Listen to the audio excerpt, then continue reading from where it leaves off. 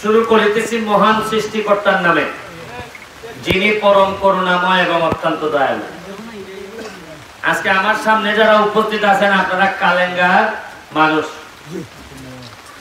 অনেক বড় বড় ধনী ধনী জেলা আছে, উপজেলা আছে, অনেক পয়সাওয়ালা লোক আছে, অনেক পয়সাওয়ালা কোম্পানি আছে।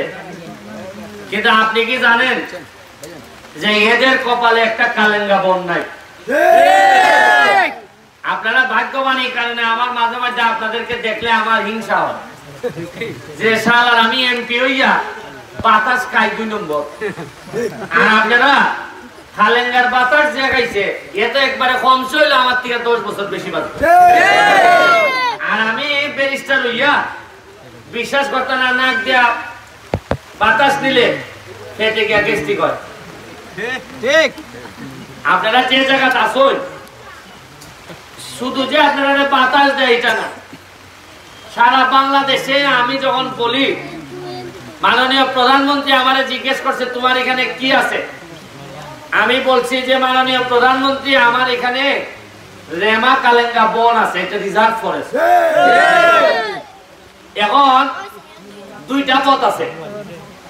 আমি এমপি হওয়াতে আপনাদের কি লাভ হইতেছে আমি আপনাদেরকে বলি। লাভ হইতেছে আপনারা ধরেন বাতাস পাইলেন, সুন্দর বাতাস। এখন একজনে এসে কইব যে সুন্দর বাতাস তো পাইছি কিন্তু রাস্তা তো 1 কিলোমিটার এখন হইছে না, কইব না? কইবা তুমি একবার আইতে যাও গা, দেখো না একটা আরবাউনে এমপি দেখো না উল্টা এবার ভাই কইব নি মানছে। আর বড় রানা শর্মায় হইতো না, ওর উত্তাদারা আছে এরা কইলিব ভোট কইরা এক এটা চেয়ারম্যান মেম্বার বুঝেনি। হ্যাঁ, এরপরে মানছে কইব যে ভাইজা আপনি তো বাতাস নয় খালা বাতাস খান, কিন্তু টেকা তো নয়া বাইন টাকা। আমরা এখানে তো রুজি নাই, আমরা তো গাছ আর বাঁশ দিয়ে তো টেকা হয়। তখন আমি কিটা জবাব দিব? আমার আছে জবাব। আগামী বছর বলতে এই বছরের ভিতরে ডিসেম্বরের ভিতরে আমি যে একটা প্রজেক্ট শুরু হইতাছে, দেশ যদি এইভাবে চলে আগামী ডিসেম্বরের ভিতরে এখানে যে জায়গাটা খাসা আছে এই পুরা জায়গাটা আমি ফাঁকা করে নিব।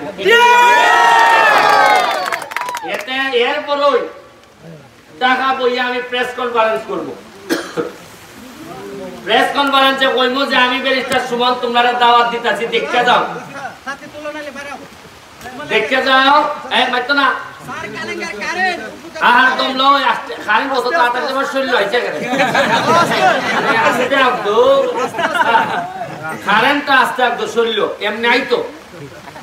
এরপর হইল ঢাকার থেকে আমি সারা বাংলাদেশ থেকে মানুষ বইয়া রয়েছে যে একটা নীরব একটা বন কোনানো পাই, কেউ ট্রেকিং করে, কেউ এই বনটা অনেক বিখ্যাত, প্রায় আসে না বিভিন্ন মানুষ সারা বাংলাদেশ থেকে। আমি কেন থাকার জন্য ব্যবস্থা করবো, তোমরা নিয়ে বলবো যে তোমরা থাকার ঘর বানাও।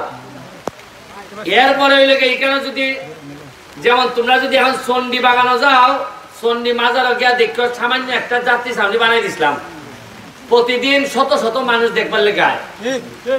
আর এখানে যখন রাস্তাটা ওই যে ট্রেকিং করার ব্যবস্থা থাকবো তখন এখানে শত শত মানুষ আইব। আর বাইরে থেকে মানুষ আবার মানে কি খাই এখানে লই আইব না, এখানে খাইব। আর এখানে খাইলে এই মুরগের টাকাটা কাটাই পাইব, বল মাছের টাকাটা কাটাই পাইব, সিএনজি ভাড়াটা কাটাই পাইব, পাইব নি?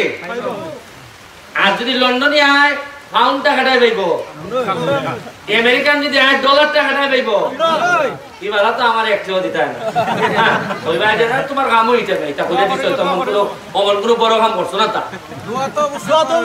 বাবারে দোয়া তো এমন জিনিস, এটা তো তুমি আটকাইতে পারো না, দেখেন না আমার দ্বারা ইয়া যদি আটকাইতে আসতা এটা তো হইলে না যে কিছু দিয়া যাও আপনার এলাকাতেই বইতে ভাইলা। যাই হোক, আমার কোস্তা লাগতো না জীবনে।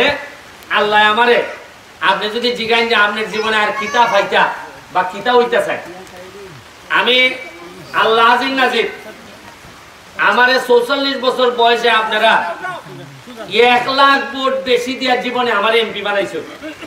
আমি আল্লাহর কাছে এত সন্তুষ্ট, বাকি জীবনে আমি আর কিচ্ছু না হইলো আমারে যে বানাইছেন আপনারা ইটার লাগে বাকি জীবন আপনাদের পিছি দিয়ে গোলামি করলো আমার কম হইয়া যায় আরে বাকি তো আত্মবুঝতে লাগাই না আমার আচ্ছা আমি যদি আগামীবার উনকা যদি মই রোজাই গিয়া মানুষে কইব না আমার খোলা করে কইব না আমার বাপ একবার হেঁটে আসলা আমি আগামীবার যদি